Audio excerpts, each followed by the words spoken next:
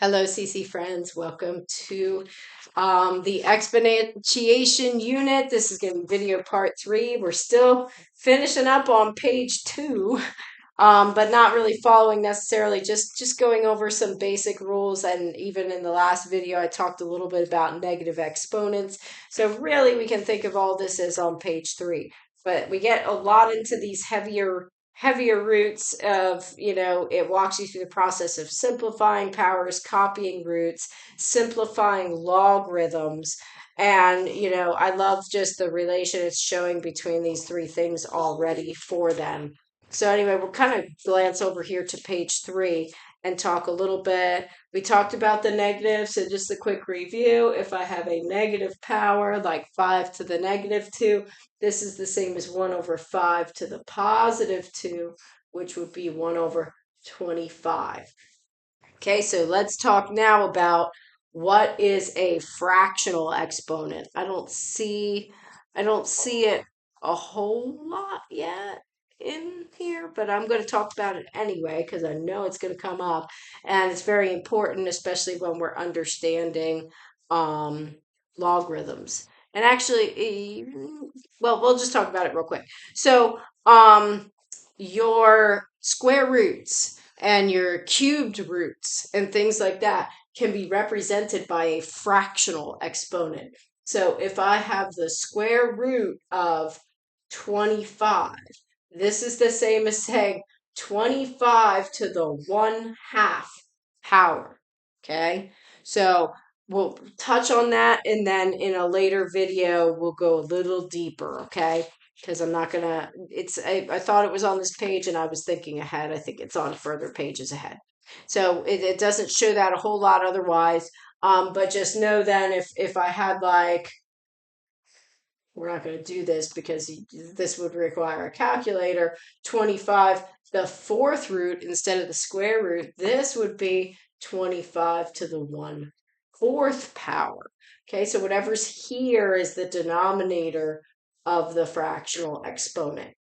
So then when we look at logarithms, we'll kind of, let that just be in the back of your mind in the bank. If you see it pop up anywhere in here or something didn't make sense, that's what's happening. But let's talk now about logs. So if I have a with the negative exponents, it's kind of easy to rationally reason through, like log base 4 of 16. 4 to the what power equals 16? Well, 4 to the 2, because 4 squared is 16. But what if I had something like this and I said log base 4 equals, or log base 4 of, I want to do 4. Well, let's stick with the basics. What if it was 1/16th, okay? So if it was log base 4 of 1/16th, it's sometimes that fraction can become very intimidating. So understanding negative exponents is very important, because we would have to say 4 to the what power equals 1/16th. So if we know that 4 squared is 16 and we know that a negative exponent will flip it below, then we can figure out that this is equal to -2. Again, very challenging concepts. And, for some might be just all over this, but follow the process because it's walking you through as you're doing those problems on page 3. And this is specific for the complex. This, we don't get into this in the younger, but especially the complex was very challenging in some of these areas. But follow that process down, and it is going to help them better understand. Also, there's a spot where it's really getting into I now and what's happening. So like you have a square root of -16. Very important to note the 16 under what we call the radical sign. So, or the root sign. So here we are with -16, and this we have to recognize is the square root of 16 times -1. And by laws of exponents, this is the whole process. It doesn't even show that. It just says, oh, it's plus or minus 4i. You're like, what? So now this section is getting into the possibility of those plus or minus roots, okay? So this is like square root 16 times square root negative 1, which is, we know the square root of 16 could be positive or negative 4, but the square root of negative 1 is I, and that's why it became that. And it follows that process down as well for you. Um, a lot of good exercises happening in this. Just work through them. Don't be afraid or feel bad by staring at your answer key for every one of them, but have your student really walk through these and understand.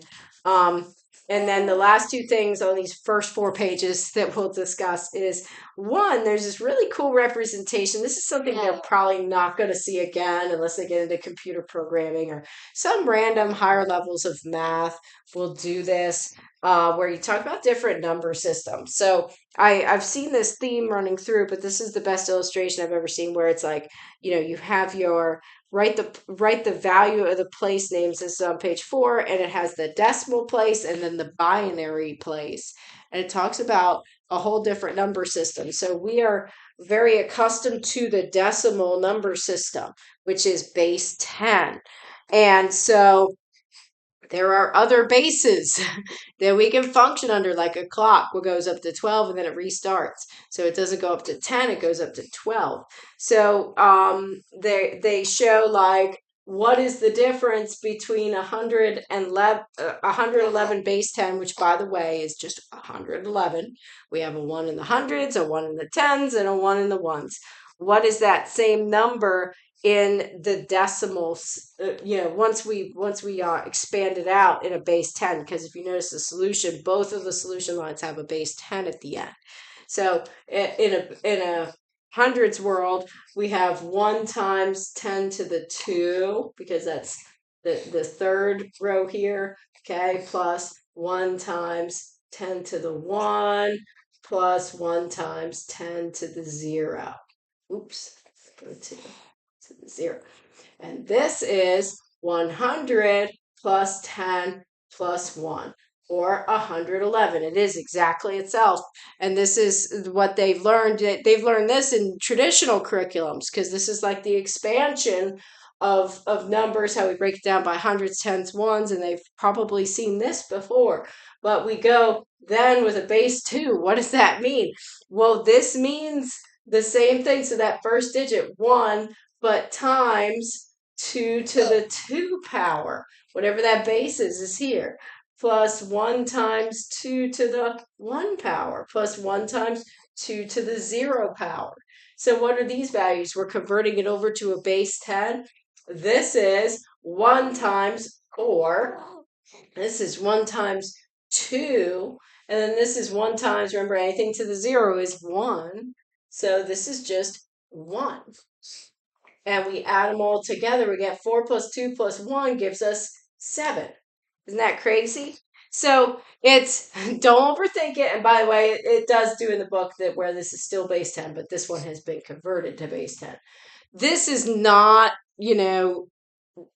again, if you have someone going into computer programming or higher levels of math, they really are like at this stage in the journey, like, I want to be a mathematician, or I want to be a scientist, I want to be a computer programmer. This stuff is important for them to understand now, because it really will help when it pops up later.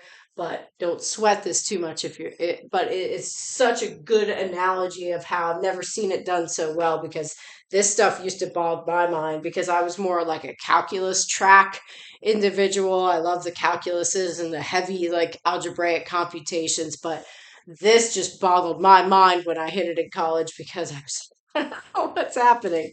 So that's just a fun thing in there. And then the very last thing is, they right next door to that is this thing with logarithms, and it's called the change of base formula. This allows you to do any logarithm problem on a calculator. I encourage you probably have a calculator at this point, but get your child a good scientific calculator. That's one that doesn't do the graphs, but it does your logarithms, it does your trig functions. If you have a graphing calculator, it's fine. I always try to keep students off of graphing calculators as long as possible, because you don't really learn and fully understand graphing if you never do it and you just learn. I can just punch it in my calculator and it does it for me. It can still be fun, but there's apps on there online called Desmos in different places. Like if you ever want to graph it and see what it's doing, that's all available. So why, graphing calculators are expensive. You don't have to get a graphing calculator unless you already have one. I would recommend just a good scientific calculator. My 8-year-old already has one. I don't let her use it most of the time, but I do let her play with it already so she can start to learn what these buttons mean. So I encourage you, if they have a calculator, even though this part is totally, they should be able to calculate it all in their head. Eventually, that should be the goal. Let them also play with the calculator so that they see that, okay, log base, I'm going to do this one example, 9 of 81. There is no log base 9 button on the calculator. There is a log button, and that log button is a log of base 10. It's what we call the common log base 10. Okay, so that button on the calculator, you only see this.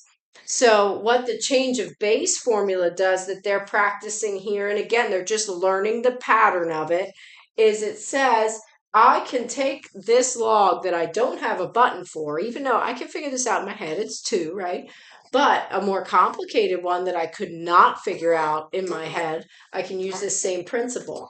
It's called the change of base formula, and I can basically divide the ratio of the log of 81, again, that being log base 10, of 81 over the log of 9. And the easy way to remember this is I have 81 and I have 9. 81 is a little higher and bigger, so he goes on top, and then 9 is going to go on the bottom.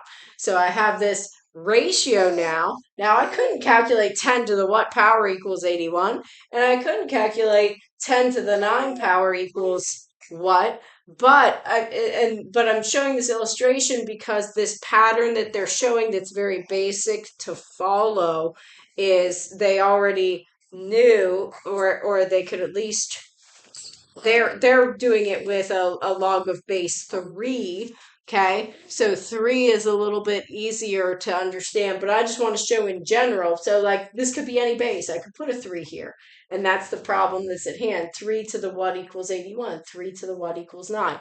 We can figure that one out in our head. But I encourage you to let them try it on the calculator too, and just hit the log button, log 81 divided by log 9, and it will literally give you the same answer. It will give you 2. 2. So as you're doing that, let them play with it a little bit. Let them play with the 3 first and calculate it in their head. Oh, well, 3 to the 4 is 81, so I have a 4 up top. And then 3 to the 2 is 9, so I have 4 over 2, which is 2. But then let them try it with a base 10. As long as the base and base are equal, change of base formula will always work. So you could do it this way to simplify it down in your head, or you can do it in a calculator, log of 81 over log of 9. Okay, again, it's a lot of concepts. These are all just my fun little recommendations of playing around with this. Now that's kind of the first 4 pages. There's so much more in this, but just that's a basic starting place. And I'll try to do a few more videos. I'll look through and see if there's anything else. But most of what I talked about builds on it. You do get into the fractional exponents, it looks like, on page 7.